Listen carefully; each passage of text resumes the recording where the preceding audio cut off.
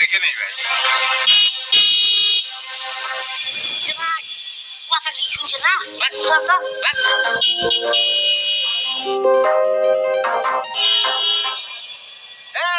হাতের ঘোড়া হর্ন থাকলে মানে বাজাতে হয় না এত জোরে জোরে হর্ন বাজাচ্ছি তারপর আপনি সত্যছেন না যে কি সমস্যা তুমি ড্রাইভারি করো কোনে হর্ন বাজাবা কোনে হর্ন বাজাবা না সেই জিনিসটা তোমার জানতে হবে না অফিস আদালত হসপিটাল আবার শিখে নিয়ে সব জায়গাতে হর্ন বাজানো যায় না সেটা জানো না আইন আছে আপনার কাছে নিয়ম কানুন শিখতে হবে না যে 30 বছর ধরে গাড়ি চালাচ্ছি কে 30 বছর ধরে তুই গাড়ি চালাচ্ছিস হ্যাঁ চালাচ্ছি যে তোর বয়স কত তোর ড্রাইভিং লাইসেন্স দে লাইসেন্স দে আমি দেখব ভাই কর এই ড্রাইভিং লাইসেন্স দে তুই আপনি কে হ্যাঁ আপনি কি ড্রাইভিং লাইসেন্স দেখাবো যে হ্যাঁ হত্তু শুনে না ফস বলে না পানিশমেন্ট হ্যাঁ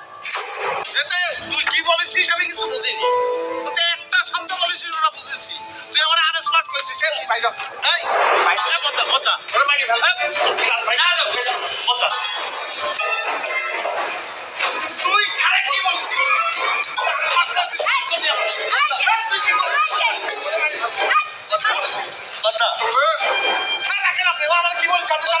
আমার কি বলছে মানে সে বলেছে জানিস যে মানে আনসার করতে জানিস আপনি না এ বাড়ি আমার কুকুর বাড়ি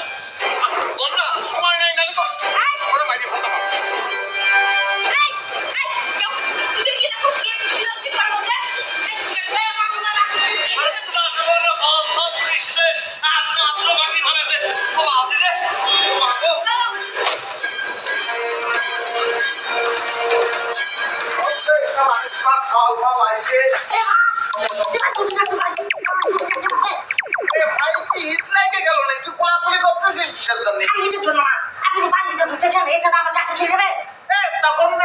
আমি এতগুলি কথা বললাম আপনি বলা আমার কুকুর বাড়ি তুই শুনে খালা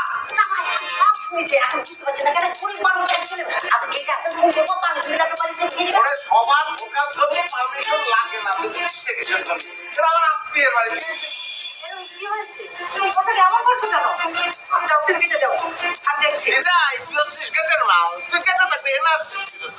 গেটের মাল গেটে থাকবে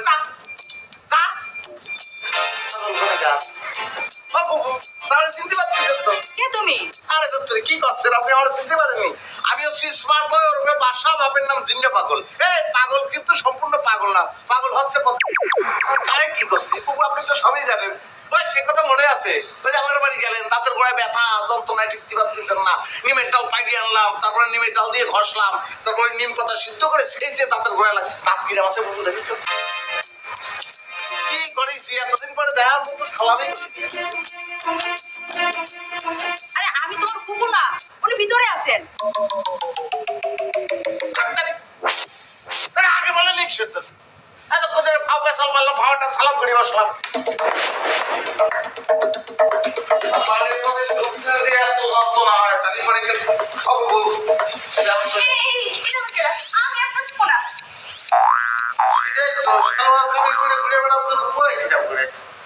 শাড়ি করা থাকবে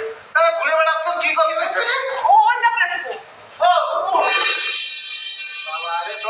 এত সমস্যা হলো এটা ধরতেছি তারে সালাম করতেছি কি যে হচ্ছে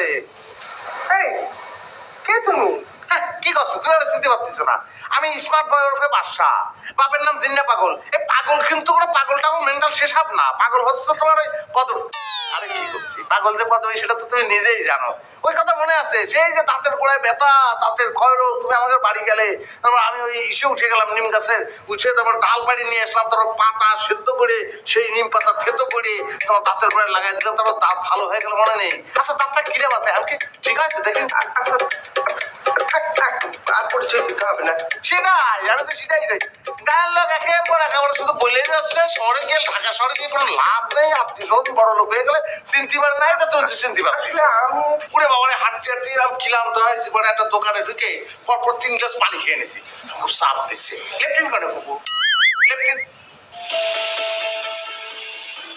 লেফটিন আরে শামিম